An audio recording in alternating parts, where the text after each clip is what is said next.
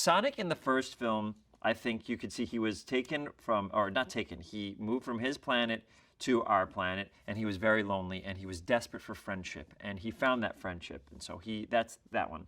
The second one is him learning how to be a teammate with Tails and Knuckles. I think, if you look back at that, and it's like, oh, how do they work together and stuff like that. The third one is kind of him being a leader. I think it's like, now you got to take charge, but what does that mean? It doesn't mean that you push everybody to the side.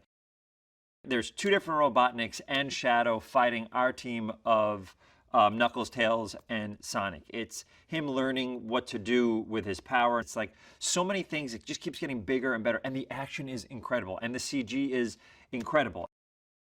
You know what I would say? I would say this is Sonic's toughest fight yet. I would say, but don't hold me to it. I'd say this is the hardest one. One might even say that he gets knocked on his butt a couple of times, and then he really, comes back hard. We now have two Robotniks, which, by the way, if you're a fan of Jim Carrey, you always want him putting on prosthetics whenever he can and making you laugh. I am the biggest, I love Jim Carrey so much. So the idea that he's playing against himself it's just heaven to watch him be like a comedic mastermind against himself. And then also, for the first time ever, Robotnik teams up with Sonic for a little bit of this film. And so Sonic gets more lines of, reluctant teaming up together, which is really fun. Keanu Reeves, unbelievable. His voice fits perfectly. If you watch the trailer or if you watch the film, it's like, it's exactly right. I mean, Shadow has this darkness to him and this determination, but also darkness at the same time, and he brings that to it. One of the biggest things I tried to do with Sonic 1 and Sonic 2, and especially this one, which is Sonic 3, is insert as much heart as I can into it, because I think the laughs will be even stronger, and the disappointments and the hurt will be, you feel it even more if you really care about the characters, and you feel that, yeah, it's a blue hedgehog that runs really fast, but also that it has feelings, and he feels loneliness, and he feels sadness, and he feels like he's not good enough, and he feels like he fails. So anytime I do it, whenever there's a real heartfelt scene, I really try to make it as realistic as possible through the lens of I see Sonic as like a little kid who's really excited and has a big heart. So I always try to do that. Jeff Fowler is a genius. What we have gotten from Jeff is unbelievable. First of all, he took a video game franchise, and he turned it into a movie that people love. That in itself is incredible. For someone who loves video games, that's amazing. But he does such an incredible job with mixing VFX with live action, him dealing with the live action actors, getting incredible performance out of them, getting great performances out of me, Colleen, Idris, and Keanu. It's like, he's so talented, and we just happen to be so lucky that he chose this franchise to be like, this is what I'm going to direct right now. There's so many reasons I think you should see this film. First of all, Keanu Reeves, Idris Elba, Jim Carrey, another Jim Carrey, me, James, we have Tika, we have Natasha, Colleen. We have so many incredible people in here, but the action is unbelievable. The effects are amazing. It is bigger in scope. If you like 1 and 2, it's bigger in scope. And I think these movies are kind of growing with the audience a little bit. There is darkness in this one. There's loss in this one.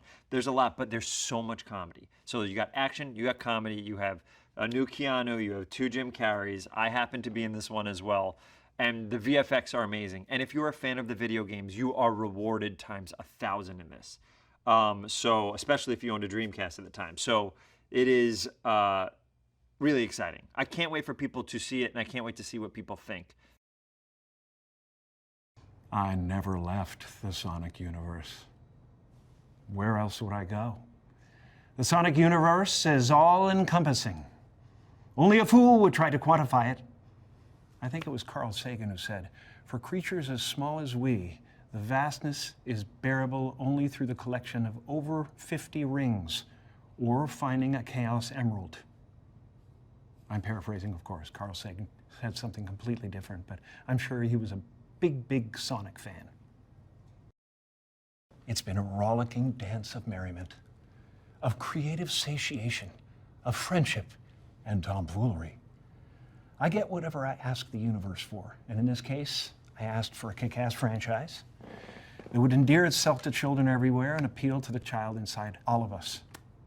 Well, next thing you know, blammo! Here I am, right through the Sega wormhole. Well, since we saw Robotnik last, he's been locked in a cycle of carbo-coping, growing his hair, binge-watching telenovelas, and gaining a lot of weight. The guy has been in a bottomless downward spiral of egoic desolation, the kind that can only happen to a really sore loser.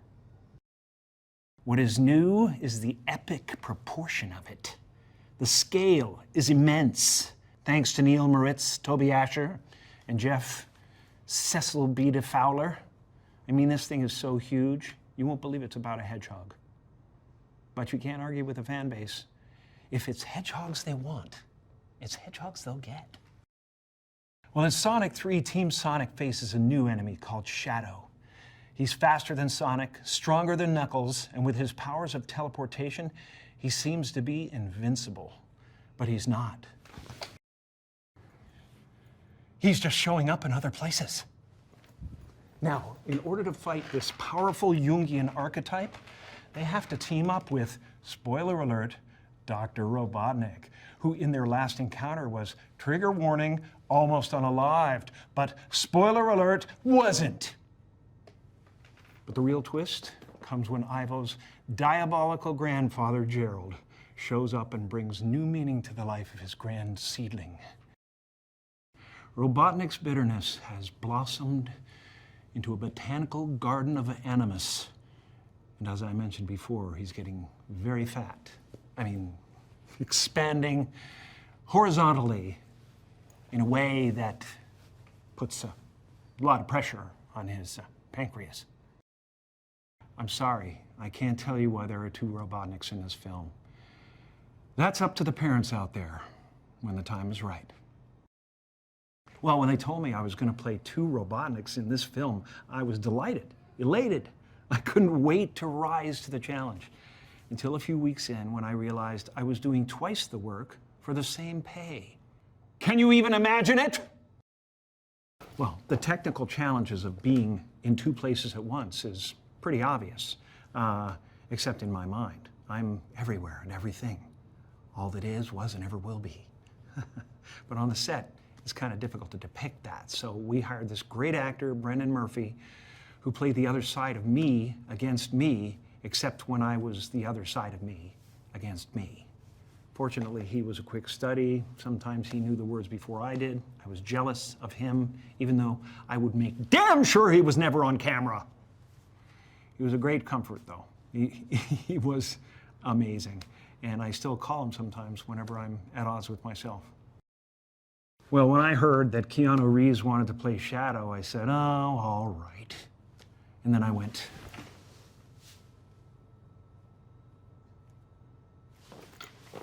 But he was perfect. He's the perfect guy for the part. Because Shadow has that sympathetic, brooding kind of darkness that Keanu has mastered so brilliantly. Well, Lee Majdoub is amazing. He's fantastic to work alongside, always. He's always up for anything that's funny. But he did seem a little overly excited about coming at me with a sharp object. The hair was mine. I'd grown it out between projects and joined a biker gang. That may be hyperbole. You decide. When Jeff said we could cut my hair live in the scene, Lee was like, me? Abuse him? And he went at me. He went at me with reckless abandon. I think I lost part of my earlobe. See this? It'll never be the same. It makes me want to paint sunflowers. Jeff Fowler is a very special human being. He's a pleasure. He makes everything easier, but he's not a pushover. He lets out the kite string, then he pulls it tight just to make me sore. Somewhere around the second film, I realized that Jeff Fowler might not be human because he handles 1,000 things at once, but I've never heard him raise his voice or seen him sweat or utter a harsh word. I'm always amazed, though, and gratified, frankly, by the level of production design on these movies. A couple of times I sat back on a set and I thought, this can't be happening. This is the most expensive clowning that has ever been done. I think Sonic is a cool little unbeatable teen hero, and people love the games. The characters you love growing up, You feel like they're a part of your identity. They hold a sacred place in your psyche. The fans know more about the characters in the games than we do, and their input is gold so far. So if you're not making it for them, who are you making it for? Well, this movie is a must to see in the theater with your family because say what you want about your big screen TV, the cinema allows you to dream bigger. And the artists that do this wonderful work paint in great detail for a large canvas so you can get lost in it. But be sure to drop some popcorn so you can find your way back out. It's a family. It's always been a great group of people. Neil, Toby, Jeff, everyone at the top, no one wants to work with any egos. It's all just good people who are very grateful to be here and excited about what we're creating.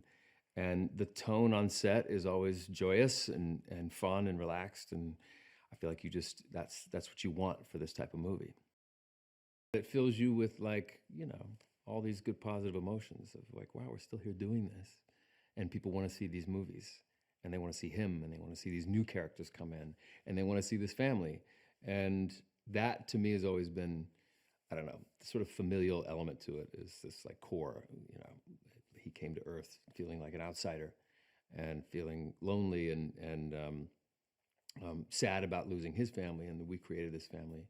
We provided a family for him, and he did for us.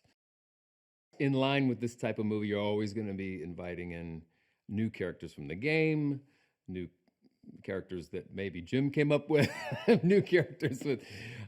So yes, we got Krysten Ritter is coming in playing Rothwell, and she's sort of aligned with the gun squad, and she's coming to request our assistance, or at least Sonic and Tails and Knuckles' assistance to deal with a matter with another alien that's gone a little haywire, loose cannon in Shadow.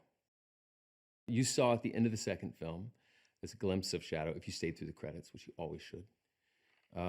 Shadow, character that's all black, sort of brooding, very similar to Sonic, and there's another Hedgehog and has similar powers, but additional powers of the ability to teleport and the power of anger from wanting revenge. And I think that Sonic, what he's learned over time is to not let his emotions take over and his anger take over. There's also Jim Carrey, who's now playing double the fun this time around. He's playing Robotnik, or Ivo Robotnik, and his grandfather, Gerald, who is the architect, or partial architect of Shadow. You set out on this first movie and you just keep your fingers crossed and hope that what you imagine and the world that you create for the fans, that they embrace it and that they love it. And the first movie came out and was gangbusters, and with a minor tweak of the character's animation. And then you just want to keep adding to that. You're taking these great kind of classic characters from the game and bringing them into the movies, which is fun. And then the set pieces get bigger. The sets get bigger. We're in London. We're in Tokyo. We're all over the place. That's part of the fun. Is sort of getting to expand these worlds and allow this for a bigger scale, and it just kind of makes everything feel more epic. And I think that's what the audience wants to see.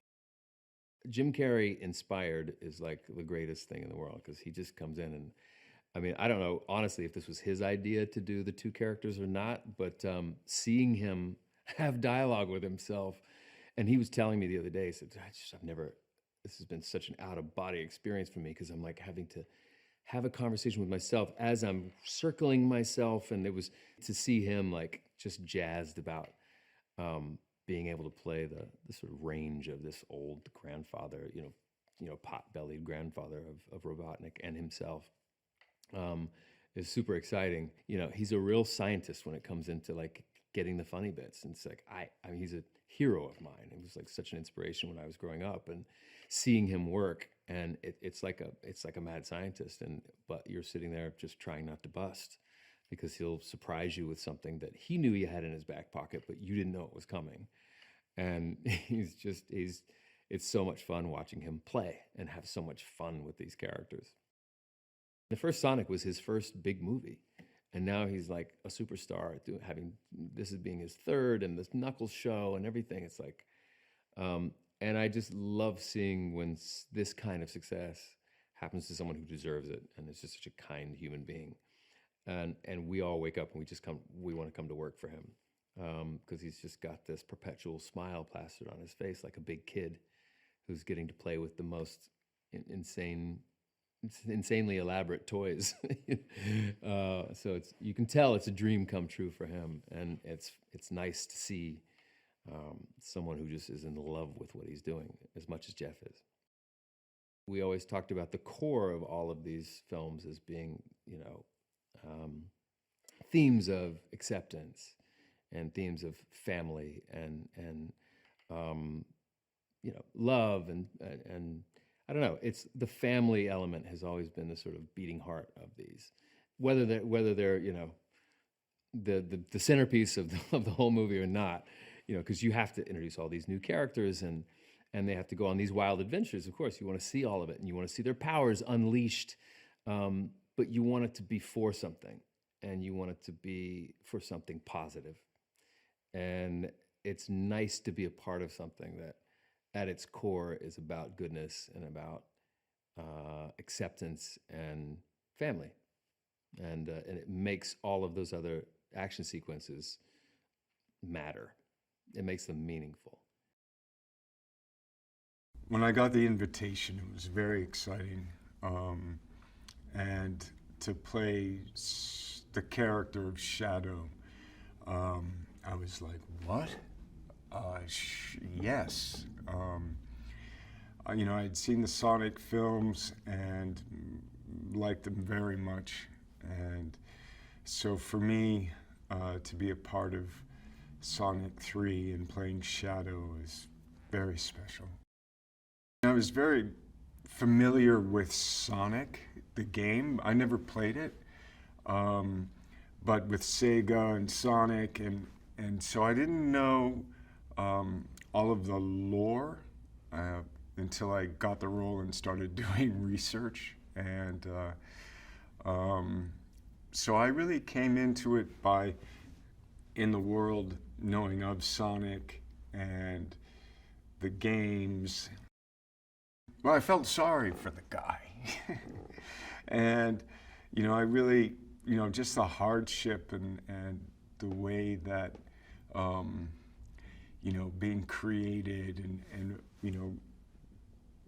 then having this friendship and love with Maria and having that kind of taken away from him and, then being kind of imprisoned in a way. But I really liked his heart on the inside and, just trying to get to the best part of them, to get to his journey of being, the beautiful spirit that Shadow is. I guess Shadow is an adversary, but it's kind of, it's interesting because it's like adversary at a distance. When he is in that kind of angry state and having an adversarial relationship to Sonic,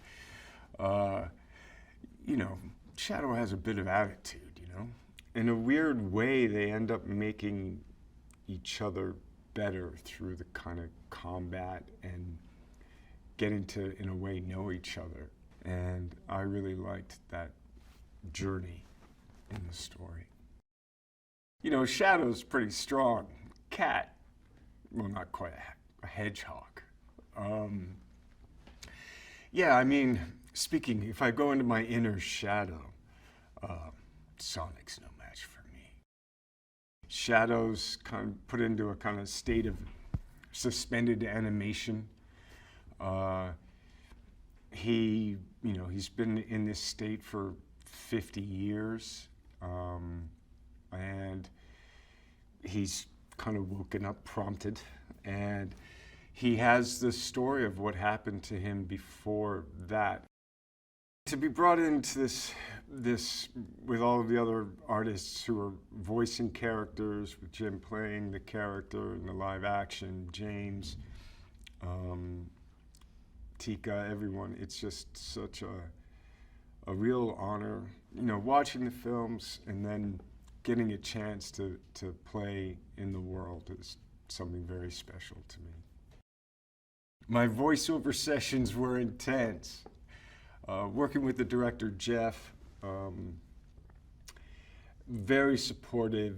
I wanted to like realize Jeff's dream. I wanted to, you know, realize the Shadow in this context of the film. When I was playing Shadow, I was just trying to figure out, like, there's Ben. I thought of Ben as a tenor, and I thought of Idris as the bass, like in a choir. And I was like, where can my shadow be? And so I was like, I'm an alto. So I tried to just kind of fit into that kind of soundscape. You know, I didn't want to go too low with Shadow because Knuckles is there. And I didn't want to go too high because, you know, Ben and Sonic are there. And then I also wanted to have this quality that Shadow's a little older. You know, he's been, like, I wanted to play him a little older than Sonic. So trying to find that spot of the voicing and the emotion was intense. What I've really enjoyed with the Sonic films is this, number one, they're so well crafted, they're so well made. The synthesis of live action and animation, to me, is constantly like wonder, like, wow, they make these animated characters in the live action feel so tangible and visceral and present and real. And then to take that with the ambition of the intimacy of the relationships, the friendships, the love, and then go into these huge action sequences that are using, you know, visual effects and using animation and live action, the way that they layer all of these elements together, I think are so successful. For me, looking at the role, and when I read the script, it was really the internal journey. I mean, I like the cool stuff that Shadow gets to do, you know, with his powers, and then the levels, you know, as they kind of step up with intention, you know, going there and going, you know, I'm angry, I'm sure, you know, it's just all about this intensity of feeling, trying to get what you want in a way.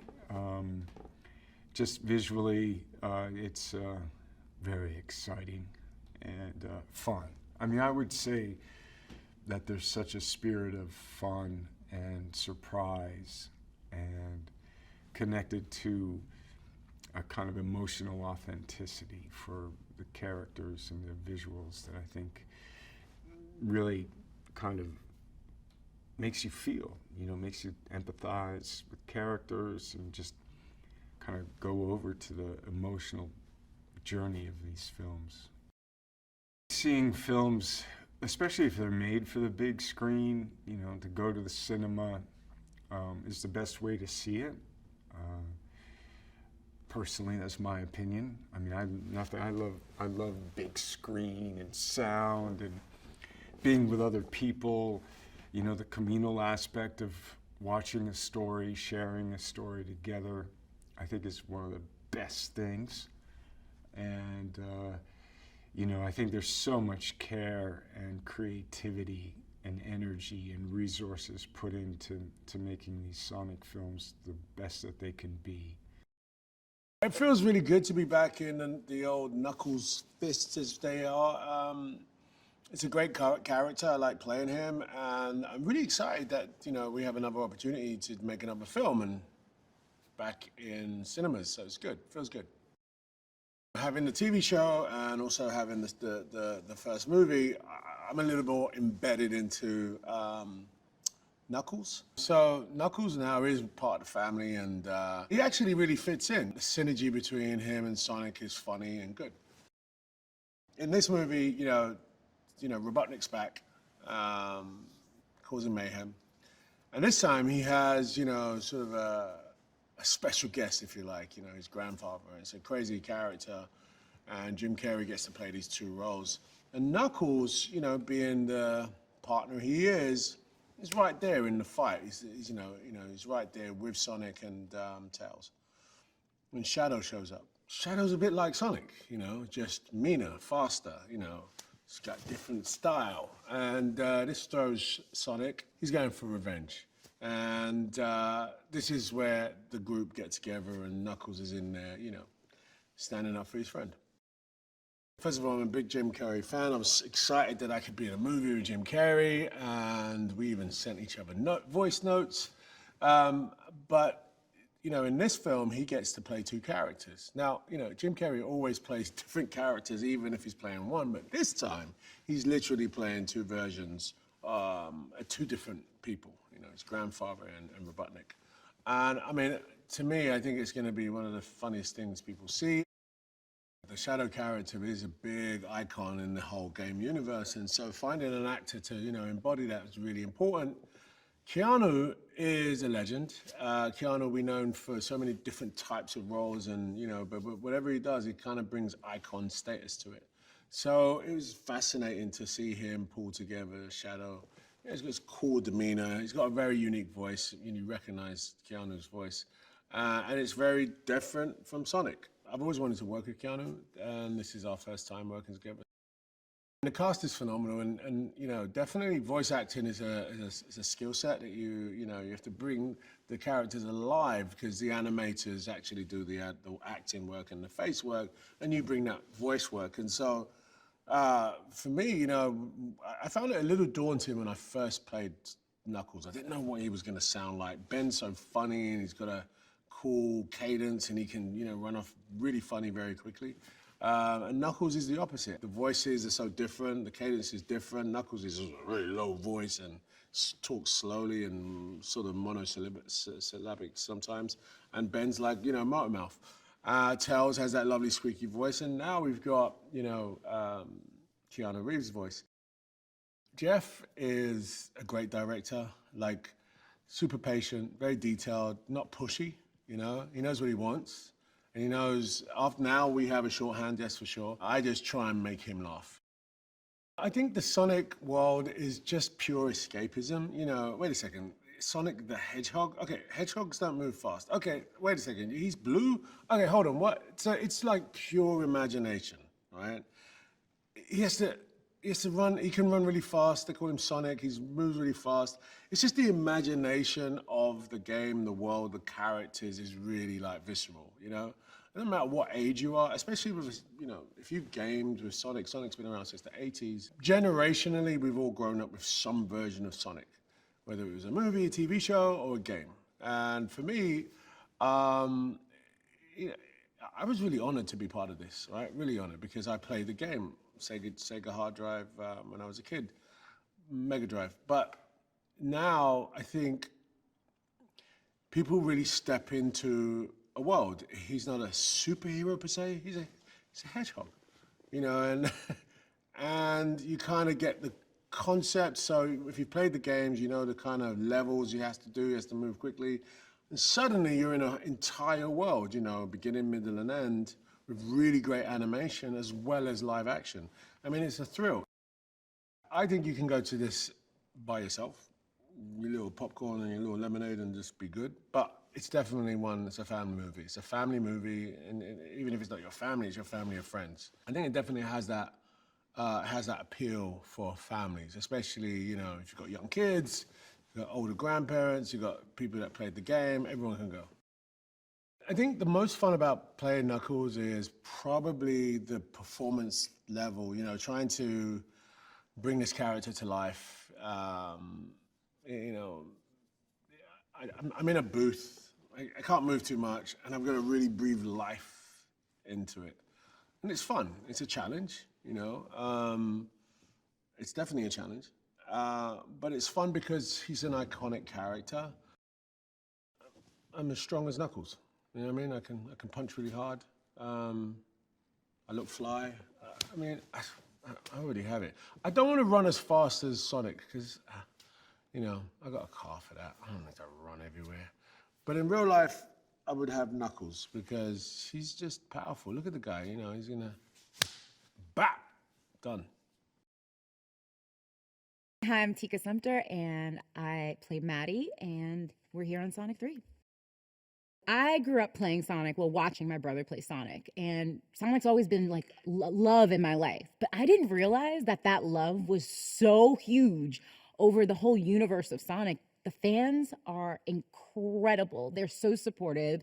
And when they're in, when they're invested, they are super invested. And I feel like I've been on other movies promoting other movies, and they're like, okay, so Sonic, we love you, Tika, you know, and so they're so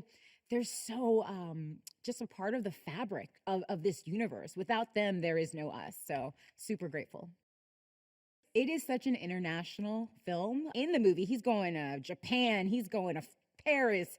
We're going in this movie. We're going everywhere, and then now we're in London. So I just feel really grateful that I got to travel with the show, and my family got to be part of it. But also, we got to see so many amazing places, so many good people in these places, the locals, and we've just been embraced. And I'm really grateful.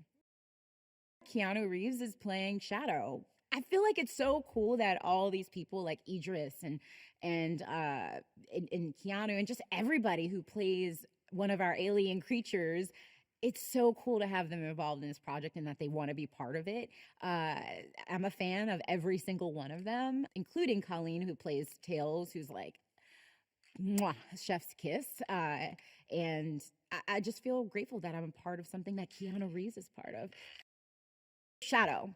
He is our new alien friend who I feel like he's just, when I read the script, I'm like, he's just a really hurt soul. You know, like everybody, there's a place where all this anger comes from. The one person who had a real connection with, that was taken away from him. And so he has a vengeance against a lot of people. And as a mom, it's so sad. I kind of get it, but I always feel like everybody can reconcile.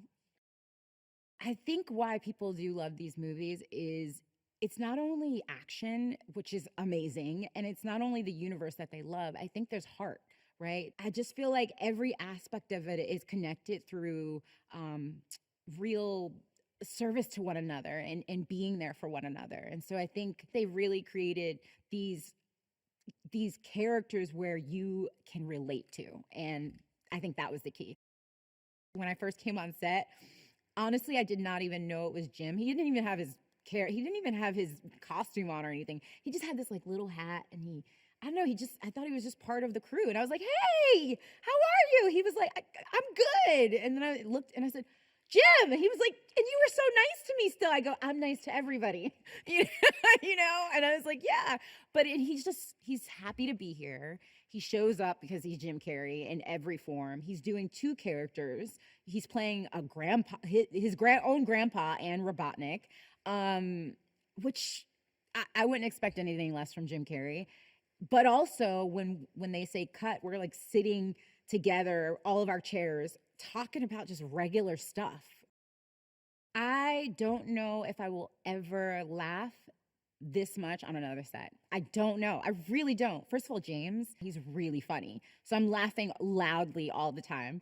But not only that, you know, like all the characters, we're laughing with Jim. We're laughing with, you know, Krysten Ritter's new, you know, she's playing Rothwell. I mean, I just feel like this is such a joyful set, but also our writers. I mean, they really have magic in a bottle with this, because it can't just be action. It can't just be hard. It has to be funny, because Sonic is quirky and funny and cool.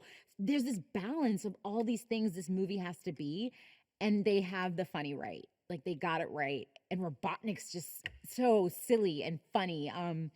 That's what I think part of the magic of this joy is. It has every piece molded together, but at the heart, it's joy, relationships, connection, and amazing characters. Jeff he's one of the kindest, smartest, even keel directors I've ever worked with. And that is like the best way to be on these sets. First of all, I don't know how he does. It's such a big movie. They're all very big movies, but they've gotten bigger as we've gone on. He's one of the best directors I've ever worked with because these movies, to put all the pieces together, to know it, he knows animation. That's the world he comes from. He knows it. It's in his soul. He's just a smart guy who has helped create this world that is insane and that will be part of his legacy. And I'm just super grateful that I've gotten to work with him. I think because, like we said before, the first one we're like, oh, this is big. Second one we're like, oh, this is bigger set pieces, bigger parts of the stories that you want, the story that you're looking forward to, more characters.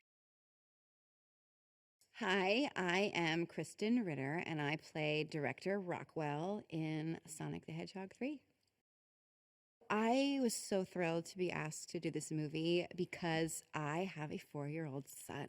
And I thought, how exciting would it be and how special would it be for me to be in a movie that is so huge with kids and families.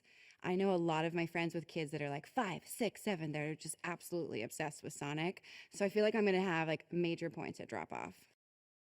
I am possibly the biggest Jim Carrey fan of all time. I've really tried to keep my cool. I've kept it together, but I grew up watching his movies, and I would just stand in front of the TV and like watch his movies and like rewind them on the VCR and watch them again. And I thought he was just the most amazing artist, and I wanted to do that. That's what I wanted to do. Director Rothwell is a total badass, and her introduction into the movie is like getting off a helicopter in slow-mo with like dope sunglasses and just a total badass. When I first met with Toby Asher, the producer of this movie, and he explained it to me, you know, she's tough, she's sarcastic, she's dry, like dry to the bone, and a real badass. And I think those roles are always very fun to play. Jeff is so nice and so calm and so down to earth, and I think that really creates an energy on set. Like, this set is great. Like, this is a great set. Everybody's like in a good mood and everyone's happy. No one's yelling. It's just really positive, like good vibes on this set. And I think it has a lot to do with his style of directing, which he's just like a low key dude, and he's very technical. You know, I think he has a visual effects background, so he really knows what he needs. I have watched his previs and been like, I'm glad I'm not directing this, because it's like he's got a lot going on, and he really knows what he needs, and it's exciting to see. I think that's what's so cool about this whole Sonic world. There's action and adventure, but a lot of comedic moments, and it seems like all of the actors are comedic performers who also can do heart and have those moments of humanity as well. I'm excited for this movie to come out and see how big it looks. I feel like being here and seeing it, the scope seems huge, and it feels like a movie that you're going to want to see in the movie theater and have popcorn and with your whole family, and so that's exciting. My name is Lee Majdoub, and I play Agent Stone. Stone has been taking care of Robotnik. Robotnik's a little bit down and out. He's beating himself up a little bit. I think he's fallen into a little bit of a depressive state. He's lost his meaning. Another character that we are introducing in Sonic 3 is no other than grumpy Grandpa Gerald Robotnik. Stone no likey Gerald Robotnik. No. Maybe a little bit jealous. Yeah. Mm-hmm. But yeah, Gerald Robotnik, Ivo's grandfather, played by, guess who? Jim Carrey. There's always that part of me that's like, I'm gonna wake up and realize all of this was a dream. I have to like remember that, oh, okay, yeah, we did Sonic 1. Oh my gosh, we did Sonic 2. Oh my gosh, we're currently filming Sonic 3. And I think what's been so great is to see Jim kind of continually evolve Ivo and now getting to also play Gerald Robotnik. And they're quite different characters, but they're also very similar. So he's found such a nice balance of that, that nice little string that connects them as family, but also seeing that they're also like quite different. Yeah, and working with both Jims has been quite fun. What's so great about Agent Stone too is he is in a sense an audience member as well. Like he loves to watch Ivo doing his thing. So there are times where it's like, as Stone, I can just kind of sit back and watch Ivo, watch Gerald, and kind of just genuinely react. I mean, that's what it is, right? As long as you're present and genuinely reacting at the right moments, kind of stays within continuity. Sonic 3 is, again, I mean, bigger than 2, which is hard to believe because Sonic 2 was quite a massive undertaking. In Sonic 3, it's just the sets that they have built on this project are insane. Like gun headquarters, the Shadow Lab, we've got the Crab Mech, we've got the tunnels within the labs or the gun headquarters. We've got London locations, Tokyo's a location.